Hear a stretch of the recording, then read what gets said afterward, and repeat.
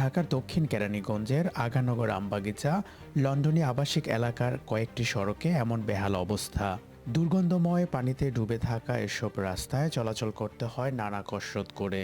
মাসের পর মাস এমন ভোগান্তির শিকার অন্তত হাজারখানেক পরিবার।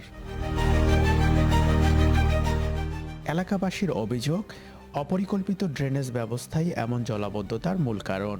বর্ষা এলে নোংরা পানি ঢুকে পড়ে ঘরের মধ্যেও। শিশু শিক্ষার্থীদের যাতায়াতে সবচেয়ে বেশি সমস্যা।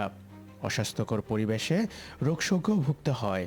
মানে এখানে এত পানি, আমাদের চলাফেরা খুবই কষ্ট হয়। হাঁটু সমান পানি, স্কুলে যাতায়াতের ক্ষেত্রে সমস্যা হয়, মানুষের বাজার করতেও সমস্যা হয়।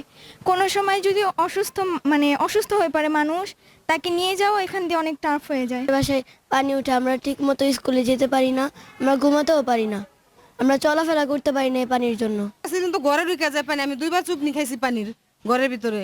পরে আলা দোতলায় উঠছি, নিচতলায় তো ঘরে সবার প্রত্যেকটা বাড়িতে নিচতলায় ঘরে পানি উড়ে। পানির লেগে মনে করেন বাড়িটা গেছে গাড়ি, যে বর্ষার দিনে তো পানি থাকে, অন্য মাসে যদি এরকম পানি থাকে কেমনে? আর গুয়ের পানি মনে করেন বাইরে যেতে পারি না, বাজার বুঝাতে তো যেমন দূরের কথা কিছুই করতে পারি না। আজকে 3 দিন পর আজকে বাইরে এসি মনে করে।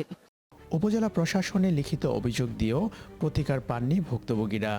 এবার কর্মকর্তাদের আশ্বাস, দ্রুতই নেওয়া হবে ব্যবস্থা। ইতিমধ্যে একজন ইঞ্জিনিয়ারকে পাঠিয়েছি, যিনি ওইটার পুরো বিষয়টা অবজারভেশন নিয়ে দেন এটার সলিউশন এবং কি প্রবলেম এবং কারা প্রবলেম করছে টোটাল বিষয়টা আমার কাছে চলে আসবে। এবং পরবর্তীতে আমরা অবশ্যই এই জনদুর্ভোগ হাতে যাতে না হয় সেই জন্য আমরা ব্যবস্থা নেব এবং দ্রুত এই সমস্যার সমাধান করবো ইনশাআল্লাহ।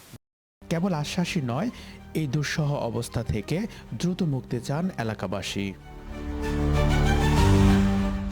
Rana Ahmed, NV news 24।